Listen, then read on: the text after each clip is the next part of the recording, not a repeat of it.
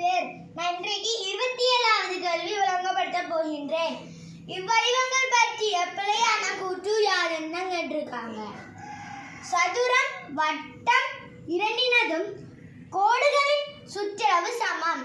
இது பிழை. ஏனென்றா சதுரம் நேர்கோடால உருவாகிருக்குது, வட்டம் வளைந்த கோடுகளால உருவாகிருக்குது. அப்ப இந்த சுற்றளவுக்கு சமம் இல்லை.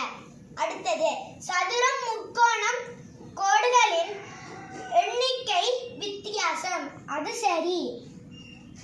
ஏனென்றா சதுரம் 4 கோடுகளை கொண்டிருக்குது, முக்கோணம் 3 கோடுகளை கொண்டிருக்குது.